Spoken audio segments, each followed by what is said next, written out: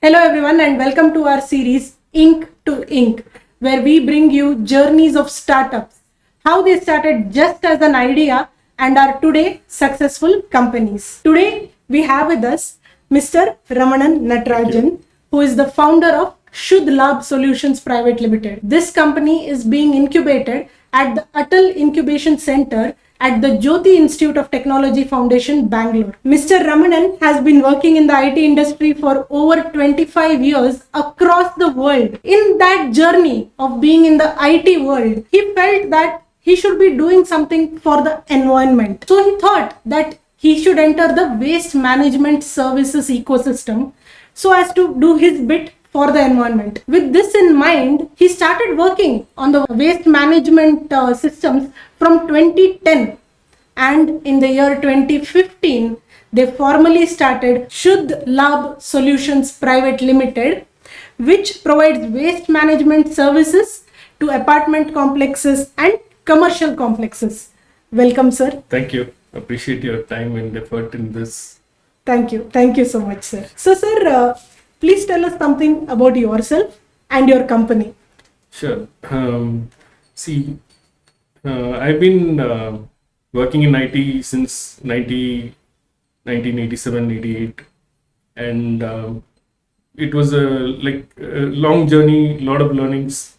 Went across, I worked in Singapore, Hong Kong, Malaysia, US, part-time in also some parts of Europe. And then most of it was, the European part was very little, like 1-2 months sort of thing. The reason why I'm mentioning all this is that I've seen parts of the world where things are better, and I think that's what motivated me or pushed me into getting to where we are. The last stint I had was in the US, and I came back to Bangalore. Though my family, everybody is from Chennai. We grew up in Chennai. I studied in Chennai, and then moved out of Chennai in '93. But didn't go back to Chennai after that because my parents also moved to Bangalore with my brother. So we decided Bangalore was a better place, which it was at 2003, 4, 5, and all that, when the IT industry was booming. Absolutely. So we decided to come here. My daughter was 4 years old. We found a school for her. And the other reason why we came also was that I got laid off, and the new companies where I approached were not paying enough or as much as I was earning there. So I felt, okay, it's a good time to move back. And good thing was the whole family agreed. Everybody was happy to come back and start living here in India. So we came here for a couple of years. I was working in an IT company in Whitefield. And then I resigned there and started off on my own consulting. The reason I wanted to get into consulting also was that there are a lot of small IT companies that are not growing. They had to struggle to get to the next level because their processes, their systems were not in place. So I wanted to help them, and I did work with a few companies in that sector. But unfortunately, the mindset of a few of them in that group was not really conducive to taking process as a step in their whole system. So after I left, when I went back after 2 years or 3 years to review their progress, it looked like they had slipped back into their old ways. And so that was giving me a lot of heartburn, saying that what is this happening? Why are they not continuing the system that is helping them? Correct. And if you see their financials also, they were improving. And after a few years, you find that the productivity is lower, efficiency is lower. So why are they not continuing? I went and asked them. They say it's very difficult. Then I tell them, I've been with you for 9 months, 8 months, 1 year. Why don't you tell me it's a difficult process to follow? But they don't come out with all those at that time. So anyway, that was one of the things that I was wondering what to do next. And that is how I came into waste management as a thing, getting into that, trying to see what we can do better for the world. And again, I don't want to sound very altruistic or philanthropic in this. It is also a fact that all of these can be sustainable businesses where we can make money and grow the organization, grow the business, and all that. There are two reasons also why I don't want this to become a charitable or a grant-based organization or an NGO or something like that. Is that once the grants die down, your project or the process gets killed. Correct. And there is no more waste management happening in that, or no more process consulting happening in that place. So that is one thing. And then for us to create new processes, new products, new equipment, we need funds, and that can be generated only through your internal profits. You cannot keep asking somebody for CSR funding, and not everybody is going to. And those projects also get killed. I've seen a lot of projects where you develop a product for 2 years and suddenly nobody is giving you money to develop it for the third year, and then it dies out. So that was one of the reasons why I wanted to make it a for-profit organization. And in the process, I also wanted to make a little bit of money to sustain the family, sustain our environment, and be able to be financially stable. So all of these factors made it a private limited company, which was Shudh Labh Solutions. The reason why we kept very specifically the name Shudh Labh is we wanted to, actually we had used an initial thing of SUDH, Suddham in Tamil. But a lot of people didn't understand the context because it is a Tamil oriented thing. So we made it the Hindi-ized Sanskritized Shudh Labh. So we wanted to highlight and impress upon people that you can still make profits out of cleanliness and cleaning and so on. So that is why we made that name specifically. We thought about it and kept it as Shudh Labh, Shuddham and Labham coming together as a. As you said, for it being a for-profit company, lot of scope in India in. Exactly. Today it is a growing business. Yes. Because more and more people are becoming aware. Yeah, the awareness is getting better and better. And the governments are also coming up with newer regulations. The 2016 SWM rules really talk about mandatory segregation at the household level. So segregation is a key to getting anything done. Absolutely. So, because this is becoming a big issue in apartments, just in relation to waste segregation, right? Correct. Yeah. So that is mandated by the 2016 SWM rules. Yes. So we have the government also supporting those in that sense. Right. So, sir, how did you come up with this idea? Because you told us about your background story now. Right. So, like I said, the last few years of my IT career, I was consulting, and I used to work from home a lot. I live in an apartment which is 20 stories tall. No. I live right in the middle at the 9th floor. And we have the usual gated community of 7 feet walls around the complex. So, but 2009-10 we had a lot of issues with the garbage collection. There was a lot of strikes and all that. Oh. And I could see garbage piled up over and beyond the 7 feet wall that we had, and the whole place was stinking. And that is the time when Bangalore from Garden City became a garbage city. It really, literally, people were struggling. So that pushed me in that direction of waste management. Like I said, I've been thinking of what to do because of all the other things in the consulting arena, and this really gave me that push. And that's when I went to my uncle Jeraman. He's in Chennai. He has a zero discharge home for about 35-40 years now. Oh wow! He also has been composting his waste for the whatever number of years. His office has water-cooled walls, which would reduce the temperature inside the office. It was gravity-based. There's no motor or anything like that. Oh, so, and without the use of any ACs or something. ACs or anything, it can reduce it by 2-3 degrees even in Chennai. Oh, wow. So that was his, he's an energy management consultant. He's an IIT Madras graduate of long ago. And he's known for his frugal innovation. He's the first one to adopt LED lighting throughout his house. And he's been also interviewed by Vijay TV in this regard. way Wow. back in 2000 or 98 or something like that. I don't remember. But so he was the one whom I approached. And his first thing was, it is a good idea, but you get some people around you, Like-minded, is it? yeah, like-minded people, so that it cannot be you and me alone as a business, as a company, because there are too many tasks to be done. So I talked to a few people. One of my good friends, Vasike Engar, joined us. He's very, very passionate about the environment and composting and all that. And we started working together and started discussing the whole idea. Then 2013 we gave our first proposal to an apartment. I shouldn't name it for. Yeah, that's okay. Yeah. So there, and that is where we started the whole process. But it took a long time. We had 5 meetings, 6 meetings. People travel from Chennai just out of interest to talk to them. All that happened. But after the end of 6 or 9 months, they said, no, we are not too keen on it now. After But so many meetings. yeah, after 8, 10 meetings and all that, whatever. So at that time, everybody was enthusiastic. I had a friend called Anand in Chennai who also joined us.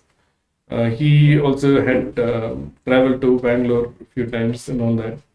So it was really interesting times actually. We learned a lot through the interactions with those people as to what are the questions they ask and stuff like that. So that is how that was the first interaction we had with an apartment. But unfortunately, it didn't work out. Maybe fortunately also. Oh, yeah. I'll come back to that when the Yeah. crazy question comes up. So, but actually, sir, do you think that, like every other startup, because any startup from the initial idea stage till they start formally working, there is always that gap, right? Yeah, yeah. So, you think that is there for That was generally? there. Yeah, that was there. That was very much there. Because you initially started with this idea in 2010 and formally started in 2015. Very true. So that 5 year, I think, many startups in that range of 5 years, they may just drop off the idea and Correct. move on. But I think holding on really matters, right? See, one of the things was that Jayaraman, whom I told you about, he had already presented a paper to TiE Chennai with the concept of Clean Chennai 2018. He presented it in 2008, saying that I'll give you the concept. Anybody can take the idea and run with it. I will mentor you, guide you, and so on. But unfortunately or fortunately, nobody took it up. Good So for we you. had that framework for us Yeah.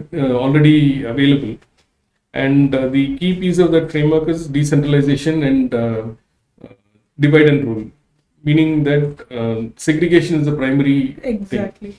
And I'm glad that that concept has been taken forward by the government. And though we thought about it much before True. whatever Swachh Bharat and the Yes. BBMP and the SWM rules have come up with, it is a very good validation of our thought Yes. process at that time, and not me basically. But now with the Jayaraman. government mandating certain rules in waste Right. management, do you think that helps that much It more? helps to a large extent. It at least helps convince people to do the right thing. Yes. To large extent, see again there is that 80-20 rule. 80% of the people follow the rules by default, Correct. and you have that within that 20% there are like 10% who need push, and the final 10% who never would want to do it, would never do it. Yes. But if there is a law, they also They might. all sort of fall into place sometimes, but they find ways to get the loophole and Yes. work through it. Because I think the apartment committee members are Right. taking it very seriously. Very seriously. And they are making everyone follow Absolutely. it. At There least are- that is happening. Yeah, and there are quite a few apartments that fine the residents if they don't segregate and all that. And there are They fines have and grading penalties. fines, and then they have a shaming naming Yes. system. And even for the independent houses, I think the waste collectors will refuse We to. refuse. Correct. I mean, see, it is very difficult to control in an independent layout, Yes. mainly because the waste collectors don't have the power Correct. not to collect. And the other thing that happens is if they don't collect, it goes into the next door vacant plot. Oh yeah. So it is That is even today that is a very normal scene in Exactly. I mean, when you look at such a scene where there's a pile Yeah. of garbage, Do you feel sad or do you think it's a gold mine? No, I feel sad because nothing can be recovered from it. Exactly. Yeah, that's true. So It it takes is, more work to get yeah. something, right? And half of it is irrecoverable because see, once you have a sambar in newspaper, the whole newspaper is dead. You cannot Even recover sambar is anything. gone and newspaper is gone. Yeah, It's you like that can't story. compose the sambar, nor can you take out the newspaper and That's use it. That's true. So it is a problem there. When you were growing up, was your original aspiration to be a startup founder? Did you ever think you'll be a business owner? Or like, you had a job aspiration, have to earn so much, build a house, stay nicely with the family? Probably this latter one, I was just thinking about getting into work, and IT was a major pull for us at that time. I joined NIT as the first batch member. Oh. So and then that gave me the boost, and then a lot of internal learnings, self learning was there. There's not much of background that people had in terms of what we were trying to do at that time. So that is where I started off. Though my father had a business, he had a paint manufacturing business for a while. And So you have the genes of an entrepreneur. probably, yeah, because my grandfather also was a businessman. Okay. Unfortunately, he died very young. I mean, in those days, even before the independence, they had come to Bangalore on a vacation Oh. with his family, and he has 9 kids, 7 kids, Oh. and they had come to Bangalore as a family, and unfortunately, he died here on illness in Bangalore Oh. at a very young age of 38 or something like that. So he was a businessman, and my father also started very late, probably in his late 40s. He started working on that idea and then created a factory and all that. So maybe it is there, maybe. Yes, yes. So that is where initially I didn't have any thought about starting a business and all that. It was just going into an IT thing. And even if I had thought about a business, it would have been in the IT line.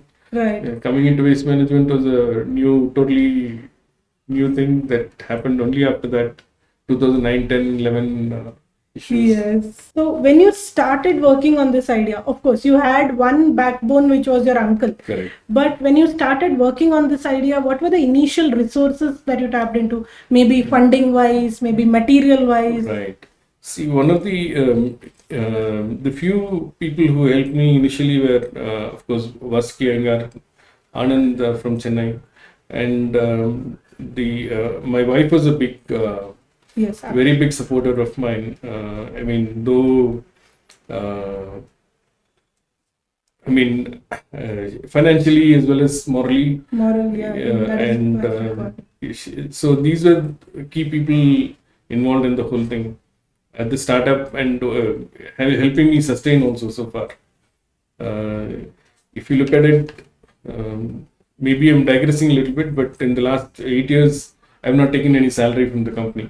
Oh. And it's the whole business running, household is running because of my wife's salary and all that. Wow. And also the fact that my daughter's gone to the US, studied, she started working and all that is because of my wife's contribution financially there. So behind the success of a man, there is a woman. Oh yeah, totally. I mean, she's in fact she's written a very good LinkedIn article also about her travails of Absolutely. being an entrepreneur's wife. Absolutely. I think being a startup founder is challenging, but being a family of a startup founder is equally challenging or more. Exactly. Because you have to keep up your own moral, you have to keep up the moral of the founder. Exactly. And I think there is a very blurred line between professional and personal. Very true, very true. So, and see, my daughter also, like her friends and all go on vacation very often. I am not able to take her. I mean, those were days when she was in the last few years of college, school and all that. Yes. So, and they get their own independence.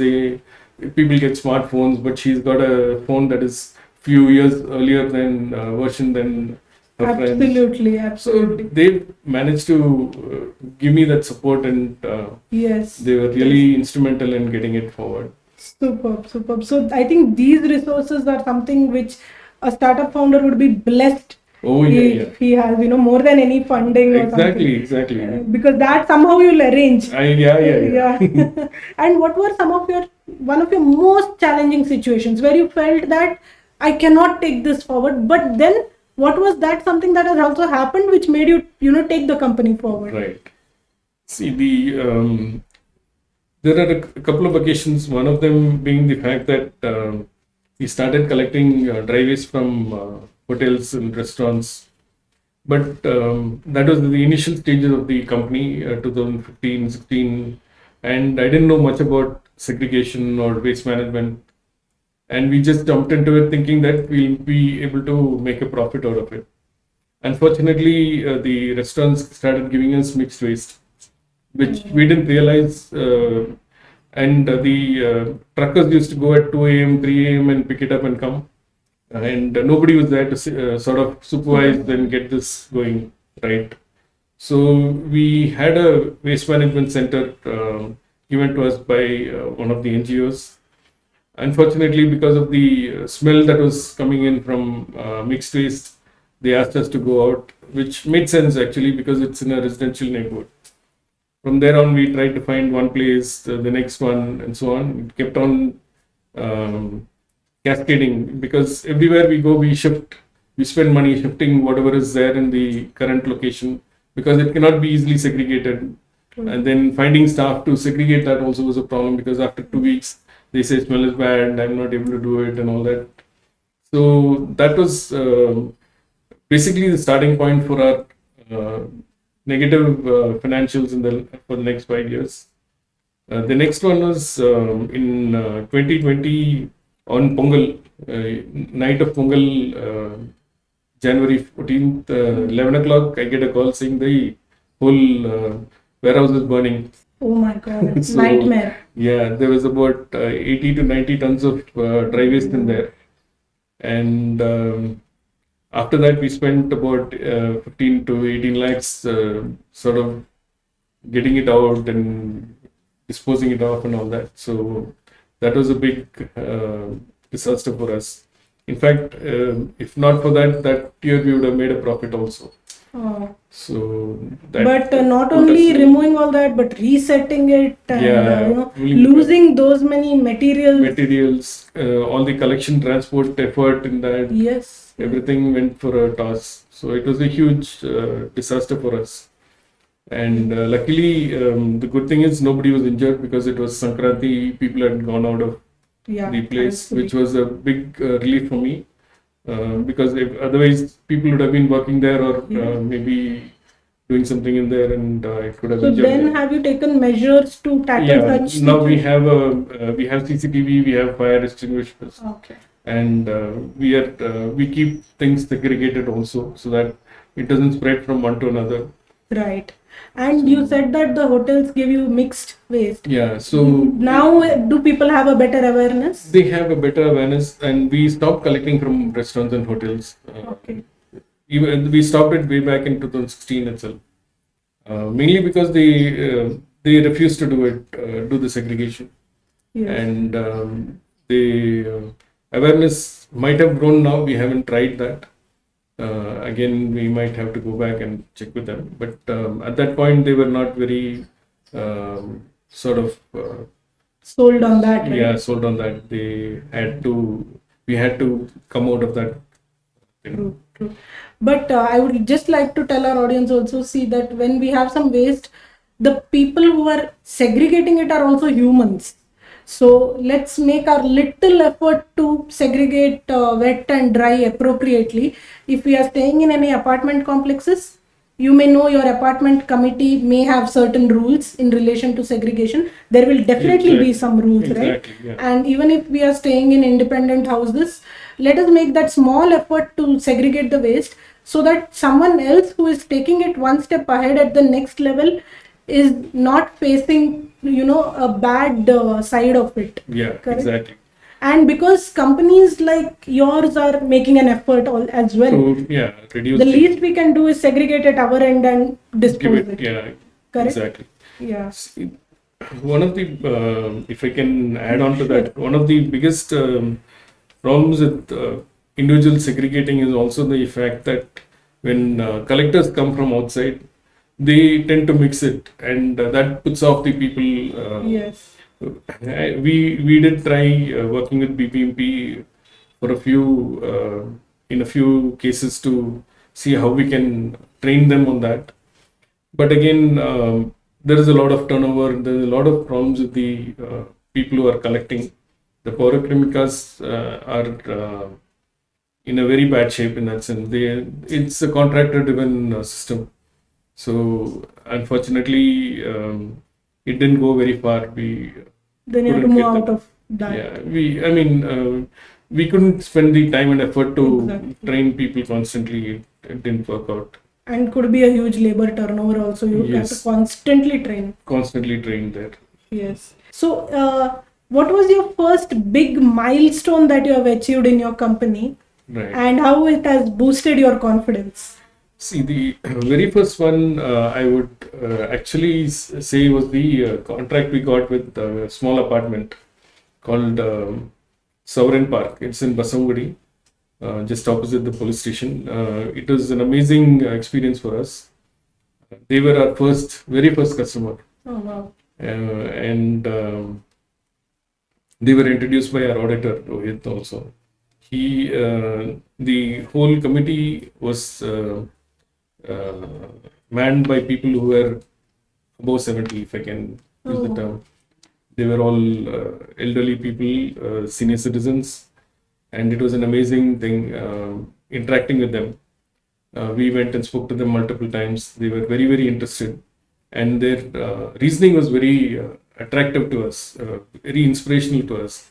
What they said was all of them are well educated, very well traveled, and they said we have lived all over the world in the last 50, 40 years, whatever time frame it is. We came back to Basangudi where we started our life, and the childhood memories are there. But now we find the whole of Basangudi as a garbage dump. We want to do our bit for the environment, and that's how they started. And it's now nearly 9 years since we started. In fact, we started working with them before we started the company as a Shudh Labh Private Limited. Oh. So our very first composter is there working very well for the last 9.5 years now. Oh, so the same which you delivered at that point of time is Exactly. still in a working Yeah. condition. Very nice. There were a few repairs we made, Mhm. but it's still working. The same framework, the same thing is working there. So it's a one-time investment for them. Yes, it is a one-time investment for them, and we have continued servicing them also. Though the management committee has now changed very recently, and I would like to thank Mr. Gopinath, who was the president at that time. He was really instrumental in sort of giving us the backing, giving us the encouragement. He used to, over 100 people would have come and seen that new composter Oh. at that time, like when we installed it. So was there a ripple effect? Yeah, there was. And he used to come, I mean, even before we started talking, he used to market it for us. Oh, nice. To the extent that he used to say, I come and sit there next to it and read my paper in the morning. Oh. And that was his statement, Wow. literally.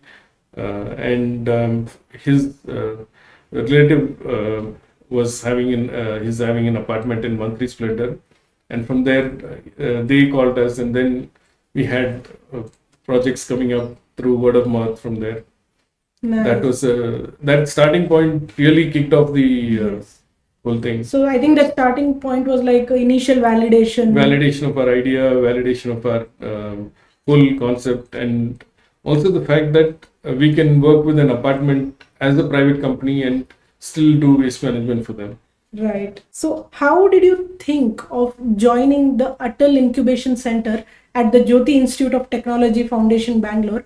And how has this ecosystem helped your company? Right.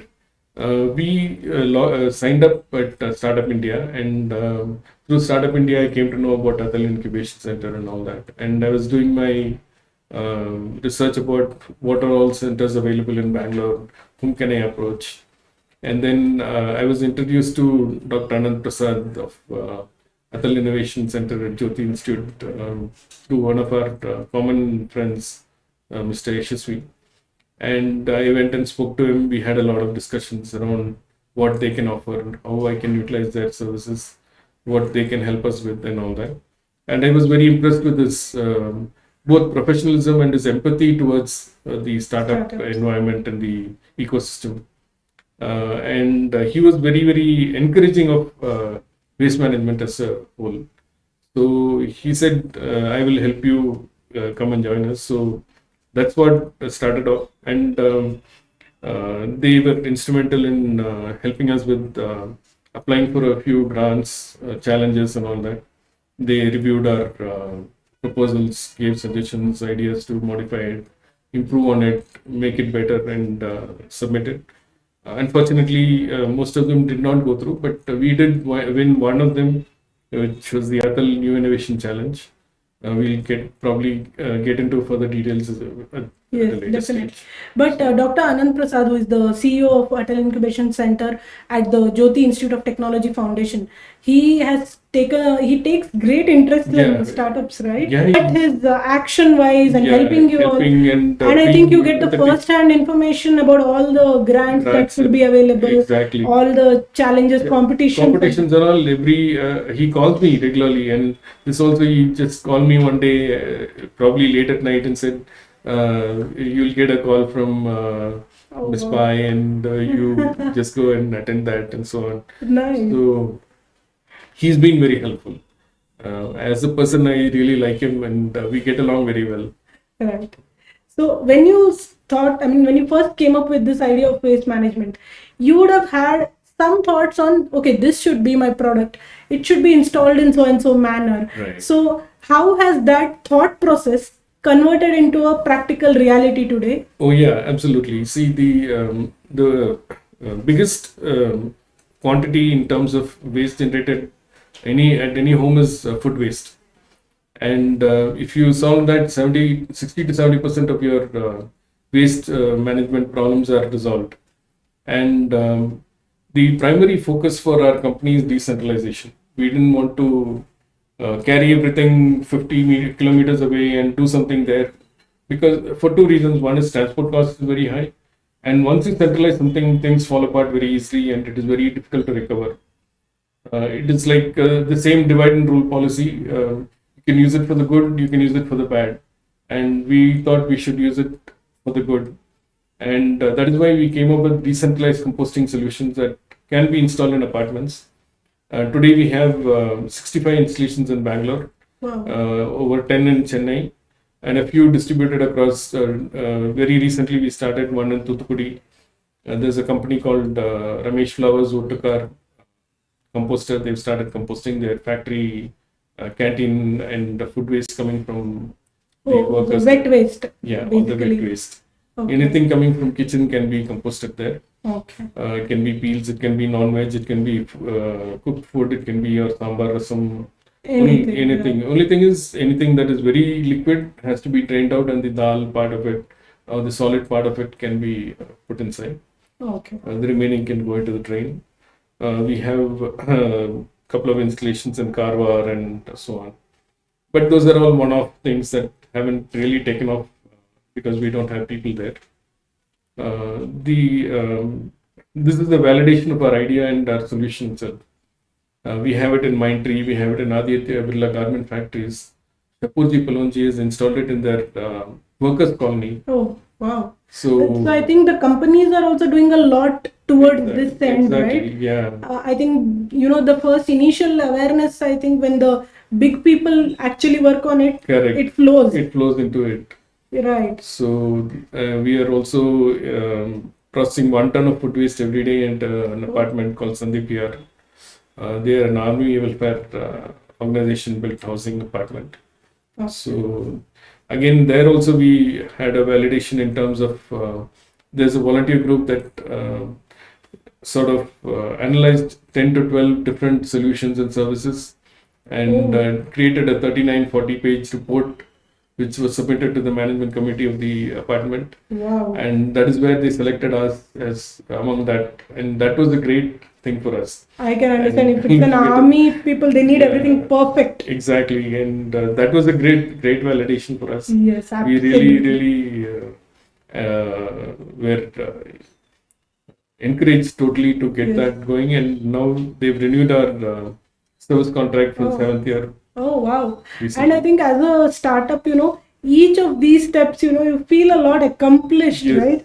absolutely. Because where you started as an idea, if you picture yourself somewhere in 2010 Yeah. to where you have come today. Totally, it's a revelation for us, and it is also the fact that though there were a lot of ideas we couldn't implement because of the negative fund flow situation, we have started implementing some of those in the recent times because we've made small profits and we are pumping it into Right. the So how many years you had this negative?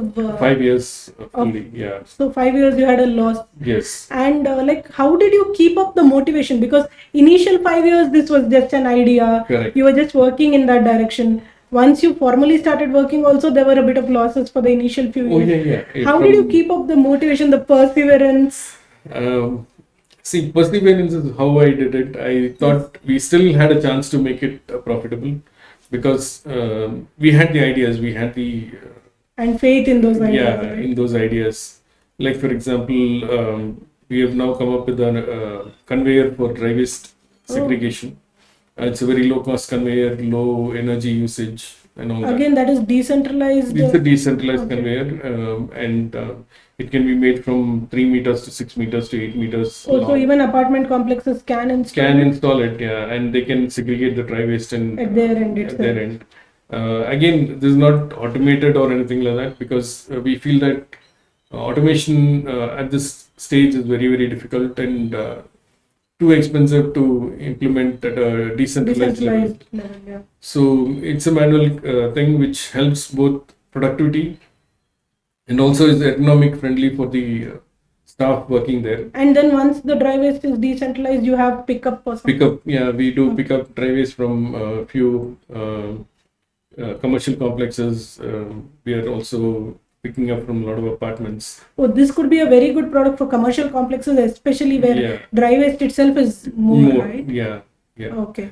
Then we are coming up with other equipment also for various other. We want to focus on all the waste that is coming on, which is not getting processed today. Right. So, are you having any ideas like you can use the waste materials to build something else out of it? Yeah, absolutely. See, we want to get into a situation where we can get oil from sanitary napkins and diapers. Okay. We are also trying to get make an equipment from to convert all the low value plastics into FRP sheets or tabletops or partition Oh, partition walls. walls. Yeah. So, So- I think if it is made out of waste materials, maybe it will be costing less. Yeah, the cost will be less and you can sell it at probably 50% of the cost of the FRP sheet or your tabletop Oh, very regularly. And it also saves wood and it Absolutely, it's absolutely. a replacement for a lot of things that can Yes. come from there. And it'll be now we have a proof of concept. Oh, And once the equipment is developed, again that will be decentralized also. It can for a single locality. From our experience in collecting dry waste from apartments, we know that about 15% to 20% is the low value plastic. oh, So even if you put it in a locality and give it to a self-help group, they can run the whole system by collecting this sort of a dry waste from there and and you make can a convert it business out of into it. Yeah, those sheets, yeah. which could be used, and these could be used for any Any roofing, roofing as external well. roofing, yeah. Oh, okay. Because there are many, institutes working Right. for the underprivileged who do not have even a decent level of infrastructure. Exactly. And I think all this might help. People might get interested. They right? might get interested, Yes. and it's a very success. It can become a very successful business for them. For a basic with level very, infrastructure. Very small investment. Yes. And we have some ideas of how to empower them also in terms of Right. providing them financial and management support over a period of time. You also mentioned extracting oil out of sanitary pads and diapers. Yeah. So what does that oil? The oil will be like your diesel oil. Okay. You cannot sell it in the market because of the other factors that come into it in terms of the whole pollution control norms. But in an apartment, if you get that oil, you can mix it 20 to 80 with your Generators. the generators. Oh, so the diesel generators, and this will be a lower priced oil. This will be very much lower priced because your input is basically waste. Right. And the energy cost is going to be very minimal. We are today there are a lot of companies that are selling those pyrolysis equipment. Can it also be made into a low cost fuel for vehicles? Not really, not at this point, because the pollution control norms to be followed in terms of cleanup will be very very but high. Even I guess even if it can be used for generator, the industry is huge. Yeah, the industry is huge, and the fact remains that you're spending less on today with lot of 90% of the apartments using diesel generators. Right. It can really help them save and small costs. Scale industries Can come out of it, and this also we were thinking of somebody operating it as a self-help group or a NGO. Right. And they can gain some revenues out of it. Yes. They can get a collection amount from the apartment and process this and give it back to them at a cost. Right.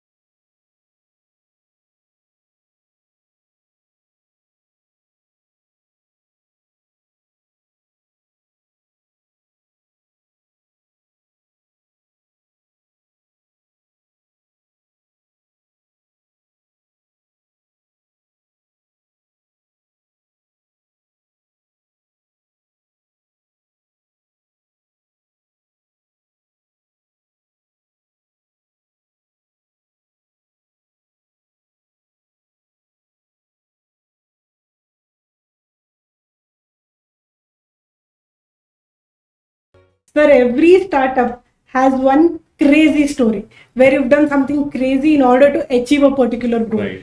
What is your story where you've done something crazy in your company to achieve a particular goal?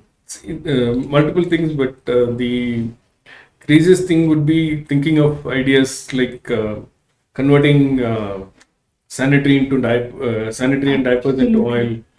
There are equipment that are doing that. The difference we want to make is that we want to make it profitable. Right. And today the equipment that are there in the market are not sustainable because of the high energy required to convert this into the oil system.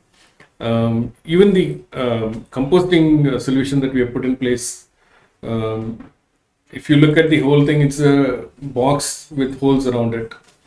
And it's aerobic composting, which basically means that it works with the airflow in the surrounding area. Natural environment with bacterial action around it, inside it. And the whole thing works with convection because the bacterial action creates a hotspot within the system of about 40-45 degrees centigrade. Oh. And it pulls in the when the place is hot, it pulls in the cold air, and then that gets heated up and goes up, and that's what keeps up the convection and the whole system working.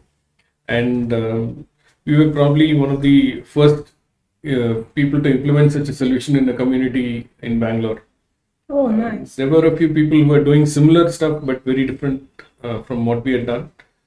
We used an FRP sheet on the sides as a body, and frame with MS Steel and all that.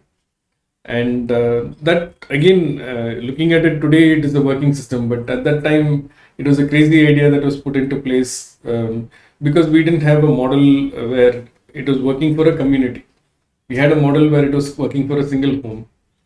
And we also tried to implement something called MAD, mini aerobic digesters. Oh, Okay, which is basically you get your bottle, any bottle, plastic bottle at home, you cut off the top and you drill small holes around it, and you open the mouth and put it into your flower pot, and you can add any food waste into it, put some soil on it. It's basically what we were doing ages ago when we had an independent home. We wanted to create that system in apartments because people can do composting in their apartment. In fact, we even designed one where if it is raining, you open a flap and put it back and all that. But we didn't have the marketing strength to sell it and make it a usable system. So I used to have it in my apartment for a long time, and then now I moved to a regular composting solution. So that MAD was one of the craziest ideas.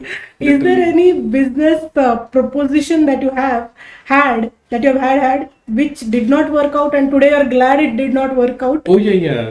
One of the things that we tried initially was to implement the whole composting solution, pay for it by ourselves, and try to get it as a service fee from the apartment.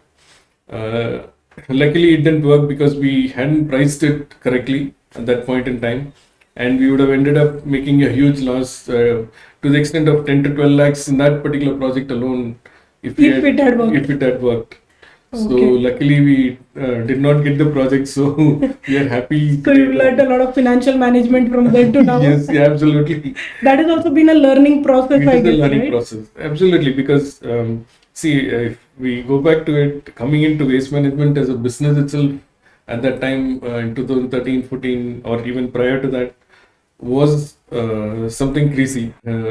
Literally, I've heard people say, my relatives and all that, குப்பை கொட்டுறதுக்கு ஏன்டா நீ business பண்ற, which basically means what are you doing in waste, dumping waste and making money out of it. But I think waste is a gold mine now. Today people have realized because of the awareness. Yeah, at that time it was thinking about that itself was a crazy idea, like getting into that. Being in a city like Bangalore, sir, how much do you think is achieved in this industry as a whole? And how much is there to be achieved? Like absolutely. All companies put together, not just your company, in this industry. In this industry, see, Bangalore has been a pioneer. A lot of the SWM rules of 2016 that were developed happened in Bangalore. There was an organization called SWMRT and a few other NGOs that really created a framework for segregation, framework for processing and all that. And that is where the whole industry has come up with the different models that are working today. And in that sense, Bangalore has really been in the forefront, though in terms of cleanliness itself, they are not there yet. Indore seems to be like the cleanest city in India for the last few years in Swachh Bharat challenges and all that. And have you tried to tap the indoor market? See, the indoor market is very small, and the corporation, the municipal corporation there has been doing it themselves. So, for various reasons, we don't want to really get into the contracts with governments at this point because we don't have the financial ability to withstand a delayed payment or a thing like that. And also, we have enough business in private sector, so we feel that focusing on that will give us a better hold on our financials. So, unfortunately, Bangalore has been dropping in the ranking over the last few years, and the industry as a whole. One of the, again, as a pioneer, BBMP has come up with a lot of rules that are very beneficial to waste management. It started off saying that all apartments with more than 50 households have to have in situ composting. Oh, so So with more than 50. yeah, Oh. that is Have the to have? in situ composting itself. They have What to is have a that? composter in the apartment and have all their food waste managed there. And These composters within apartments, they smell free? see, it won't be 100% smell free, but it is not the obnoxious smell Yeah, you that's find okay. just as Near you're the garbage walking. dumps. Yeah, Right. it is never that bad. It is never very obnoxious. See, again, it is food waste that is degenerating. So there will be a little bit of smell, and there will be a little bit of insects, some fruit flies here and there. But they are not malodorous. They are not. They don't cause any major disturbance in the environment. And Okay. they're easy to process, easy to use, easy to maintain. Not only us, there are other people who are having aerobic composters in Bangalore. There are Okay. about 10 to 15 companies that are having similar systems with similar concepts, and all of them are working very well. There are no issues with them. Has your company received any funding or any awards till now? And Yeah. what is the story behind it? See, we have one of the things I would like to highlight is that we went into a challenge with the organization in Singapore, and we were selected till the final round. It went through 4 rounds, and we got selected up to the final round.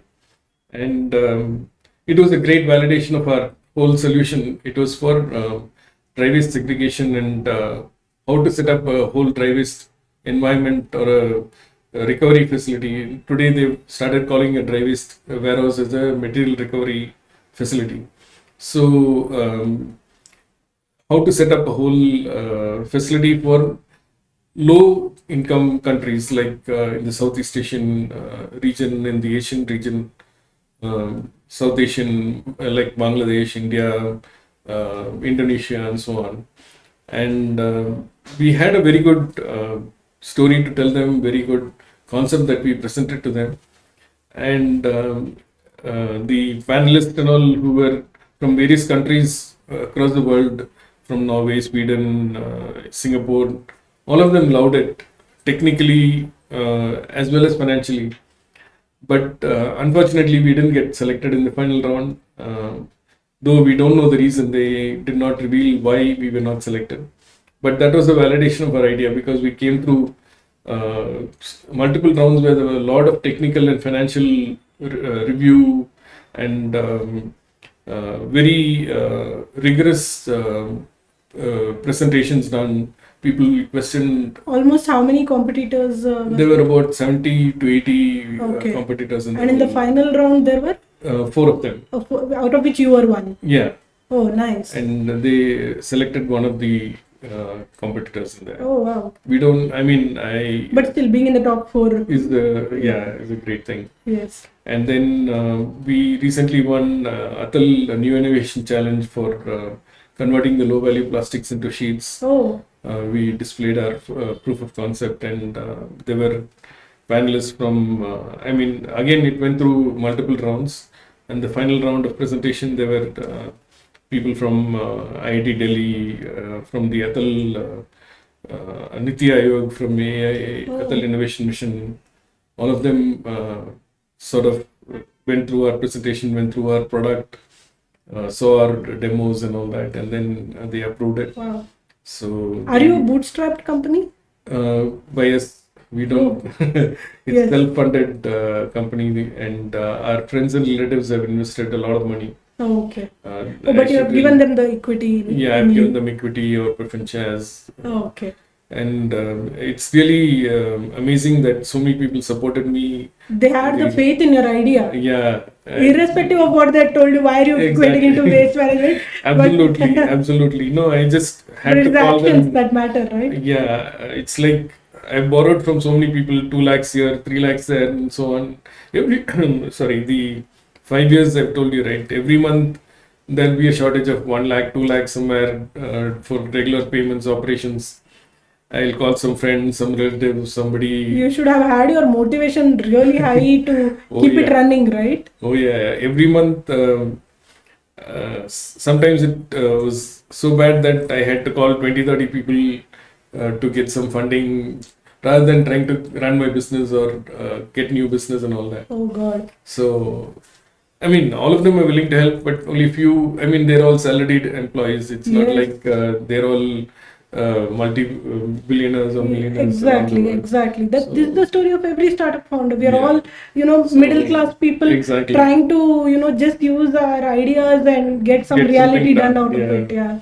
So I'm very, very thankful and appreciative of what they've done for me, for the company also. Right. It's really their support that pulled me through till.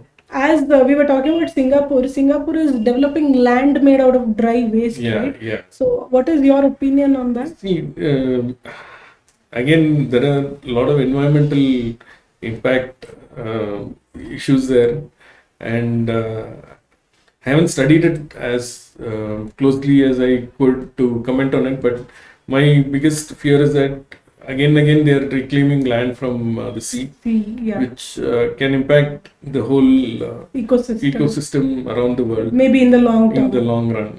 Yeah. So, because a lot of the even now today I read that the sea currents are collapsing, and some of these could be reasons for that also. The Right. land reclamation. Again, it's happening in Bombay. It's happening across the world, like Across the Norway. world, yeah. As and when there is more of a innovation Yeah, and all that. people Yeah. try to grab more land, build more houses there. So- Right, right. So- And also in relation to waste management, I think this talk would be incomplete if we don't talk about Sweden, Oh yeah, yeah. which is like the Pioneer in yes. a lot of things. See, the Swedish model is very, very mature today because they started quite a few years ago. I can quote this example, which probably is all interrelated.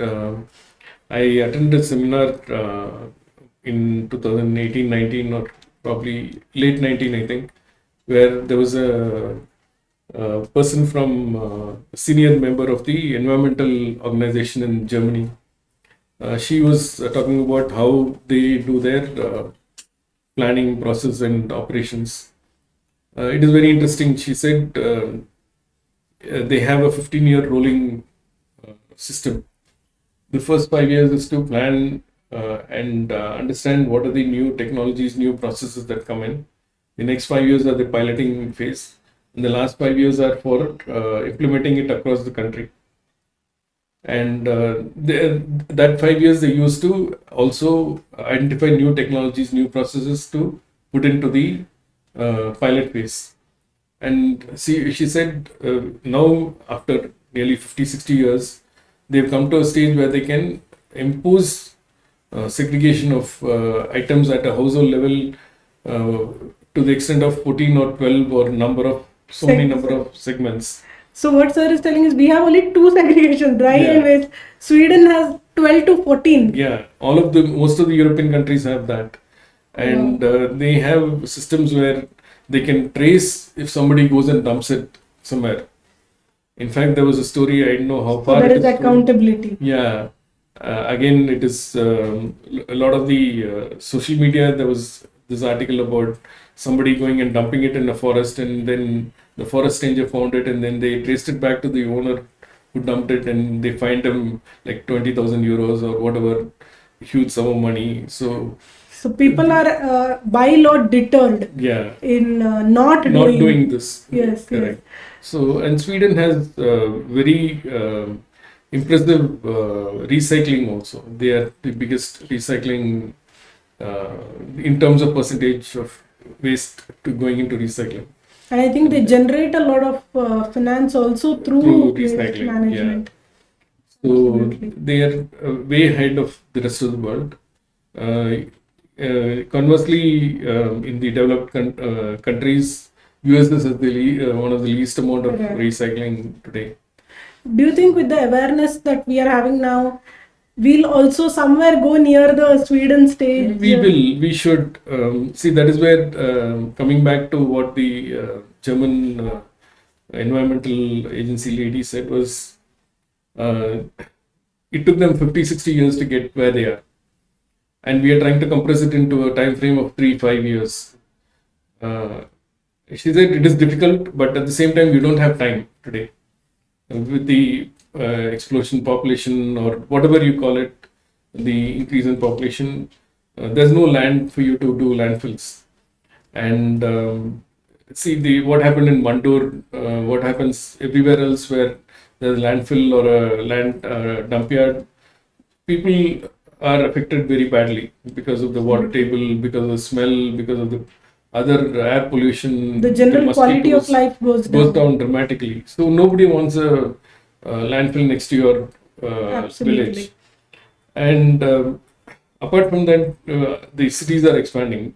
Today you go to Whitefield where there were farms 10 years ago. Same with Indranagar. An apartment. You go to Indranagar, you go to Chigini, you go to Anekal. Today there are apartments like 2,000 household apartments come up there. This way up to Devanali or beyond, you have apartments. Yes. So where do you go and dump? I mean, you don't have space. And if you take some waste 50-60 kilometers, you're already polluting it multiple times by the transportation, by dumping it there, by not being able to recover any cost from there. Absolutely. So everything becomes a problem. So the best way to do it is decentralize, do it locally as much as possible. That's the only solution. Yeah, that is where anymore. Going forward, that's where you need to go. Yes. Yeah. So in relation to your startup, from the time you started, how far have you come, and where do you stand now, and how far do you expect your startup will go? See, I'll start with the last question first because it's very important to get the direction first in the future. We want to be in the solution space. We want to provide solutions for any waste, domestic household waste that is not getting processed by other recyclers or other people. And to that extent, we have ideas for a lot of different types of waste. We are also trying to figure out for tube lights and CFLs, how to recover the mercury so that it doesn't impact the earth, because it's a heavy metal and going into the water table will cause a problem. Yes. Like I told you, the incinerator, we are coming up with a system where it can be converted to oil from sanitary napkins and diapers. Absolutely. So these are all systems that we want to start implementing in the next 2 to 3 years, 5 years. And as a financial goal, we want to reach a turnover of about 500 crores next few 3 to 5 years. And that's where we are heading. And where we are now is we have identified a lot of these solutions. We have the concept design for it. And a couple of them we have started putting it into place. For example, the Atal innovation product that we have made is one of the first few that can hit the market in the next 9 sheets from low value plastics that can hit the market in the next 9 months to 1 year. And that itself will give us a very good feel about how we can help the environment better. And the whole thing is where we are heading, where we want to be there, and that's where we are today. In terms of the last few years, only one thing I would say is whatever we are trying to do now is got delayed dramatically due to all the other issues we had. And though I said only one thing, the second thing I would also say is that getting people to join the company is also a big issue. Yes. After a lot of trials, now I found another person who is willing to join as a director. And I've spoken to multiple people over the last 8 years who showed a lot of interest, who spoke to me, who discussed the whole business threadbare. But after 6-9 months, they disappear. They don't take calls, they don't respond to emails and all that. So working as a single, because my uncle again, he's touched 70 now. and he's very clear he doesn't want to get into operations because it'll reduce his capacity to bring out new technologies and mentor us as a organization that can grow. If he gets into the day-to-day operations, which he's been doing for 30-40 years in his own company, kills his creativity. So he feels he doesn't want to do it, and he's again doesn't want to take the stress of handling finances and all at this age. Yes. So doing everything alone, from operations to fundraising to crisis management to sales, has been a big challenge. And now, because I have got one more director joining us, again he's going to be part time, but it's a very big boost for me to go on. So in that sense, the last 8 years have been a real struggle, but now we are getting our feet on the ground. Yes. And we are probably on step 0 of our growth path. So you all come from that -9, -8, -9 in the last 9 to 10 years. Exactly. So now we are on ground zero. And I think from here onwards and upwards. Yeah, it looks positive. Yes, and once you get your initial the sheet into the market, maybe then it'll propel the other products as Exactly. So it gives us both the visibility in terms of the technology that we can bring into the market, as well as that itself can give us the revenues to push our new products into the market. Yes, absolutely. Thank you so much for your time, sir. Sir, this is a small token of appreciation. Thank you very much. From us to you. Thank you for taking out your time and being with us here and sharing your story, your startup story, your story. So grateful. It was a real pleasure, and I thank you for taking the effort. Thank you so much. It's really encouraging for people like us, because it gives us visibility, and that is what we crave more than anything else, because visibility and awareness creates the positive cycle, the positive feedback of getting things done. So, absolutely. Thanks a lot. Thank you so much, sir. I hope this story has inspired us all. This is our Ink2Inc series, where we bring to you stories of startups, how these startups started just as an idea and to where they have become successful companies today. Thank you, everyone.